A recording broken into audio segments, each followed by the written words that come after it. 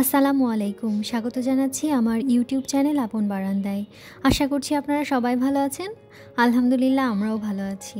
Hybrid নয়নতারা নিয়ে আপনাদের সকল প্রশ্নের উত্তর নিয়েই আজকের এই ছোট্ট ভিডিওটি। তার আগে এই গাছ সম্পর্কে কিছু কথা বলে নিই। এই ফুলের এত কালার আছে যে কেউ এই গাছটা বাগানে রাখতে চাইবেন। আমার তো ভীষণ প্রিয়। অনেকগুলো কালার আমি সংগ্রহ করেছিলাম, কিন্তু বাসা চেঞ্জ করার কারণে অনেকগুলো গাছ নষ্ট হয়ে গেছে।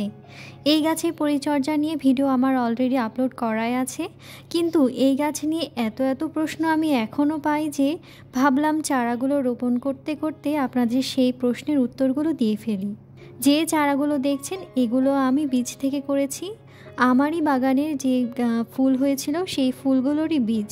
চারা করা খুবই সহজ। বালি মিশ্রিত মাটিতে বীজগুলো বিছিয়ে দিলেই কিন্তু খুব সুন্দর করে চারা হয়ে যায়। চারা একটু বড় হয়ে গেলে এভাবে আলাদা আলাদা পাত্রে দিয়ে দিতে হবে। আমি এখানে ওয়ান টাইম গ্লাসে দিচ্ছি, কারণ আমি এই চারাগুলো আমার পেজ থেকে সেল করে দেব। এখানে আমি আগে থেকেই মাটি রেডি করে রেখেছিলাম, এখন শুধু একটা করে চারা তুলব আর রোপণ করে দেব। দেশি নয়নতারা গাছগুলো যে কোনো পরিবেশে হয়ে গেলেও হাইব্রিড নয়নতারা গাছগুলো কিন্তু একটু নাজুক প্রকৃতির হয়। যেমন এরা বেশি রোদ পছন্দ করে, অল্প রোদ পেলে ফুলের সংখ্যা কমে যায়। আবার এরা পানিও পছন্দ করে, তাই পানি দিয়ে মাটিটা ভেজা রাখতে হয়। একেবারে মাটি শুকিয়ে গেলে বা টবে পানি জমে থাকলে গাছ সহজেই পচে যেতে পারে। তাই আমি চেষ্টা করি মাটি হালকা ভেজা থাকতেই পানি দিয়ে দেওয়ার। তো এক আপু প্রশ্ন করেছিলেন কেমন সানলাইট প্রয়োজন এই গাছের জন্য। আবার এক আপু প্রশ্ন করেছিলেন যে এই গাছ নাকি সানলাইটে রাখতে হয় না। তো আমি বলবো যে অনেক বেশি রোদ পছন্দ করে এই হাইব্রিড নয়নতারা গাছ। যার বাগানে আছে সে অবশ্যই জানেন যে কতটা রোদ পছন্দ করে এই গাছ। যত রোদ ততই ফুল, কিন্তু কড়া রোদে আবার পাতা হলুদ হয়ে যেতে পারে। তাই ছাদ বাগানে রাখলে 5-6 ঘন্টা এবং বারান্দা বাগানে রাখতে চাইলে 3-4 ঘন্টা রোদ পায় এমন জায়গায় রাখবেন। দেখতেই পাচ্ছেন চারাগুলো কিন্তু বেশ ঝোপালো হয়েছে এবং বড়ও হয়ে গেছে। এই চারাগুলোই আমি রিপোর্টিং করেছিলাম, যে চারাগুলো এখন ফুলও চলে এসেছে। তো যাই হোক, এই প্রশ্নটাও পেয়েছিলাম যে পাতা হলুদ হয়ে যাচ্ছে কি করব।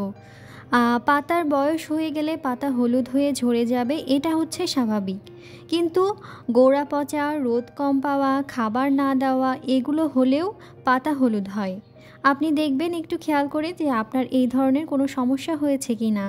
আর স্বাভাবিকভাবে যদি পাতা ঝরে যায় তাহলে কিন্তু নতুন পাতা আবার চলে আসবে।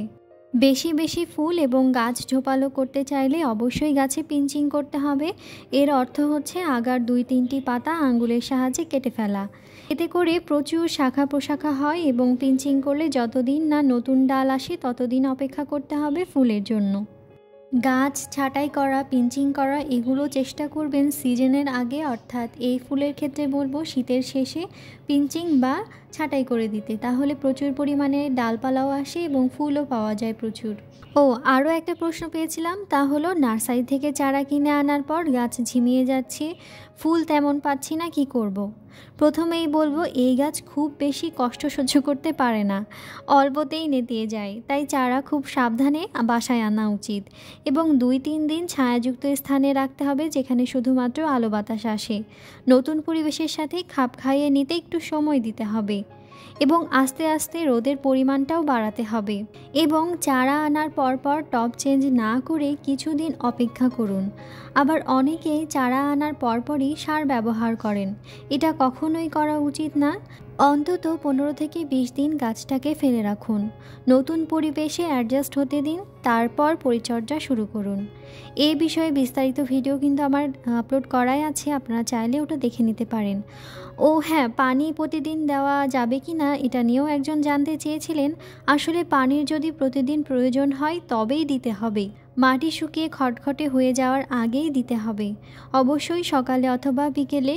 এটা আসলে আপনাকেই বুঝে নিতে হবে, আমি শুধু কারণগুলো বলে দিলাম।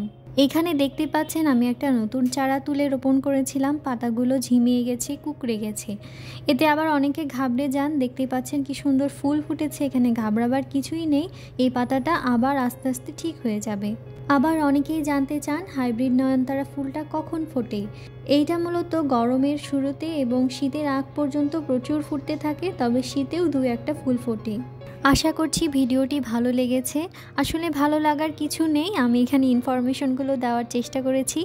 আশা করছি আপনাদের কাজে লাগবে। এছাড়াও অন্য কোনো প্রশ্ন থেকে থাকলে অবশ্যই কমেন্ট করে জানাবেন, আমি উত্তর দেব। আজকের ভিডিওটি তাহলে এই পর্যন্তই। আগামী ভিডিও দেখার আমন্ত্রণ জানিয়ে আজ এখানেই বিদায় নিচ্ছি। আল্লাহ হাফিজ। আসসালামু আলাইকুম।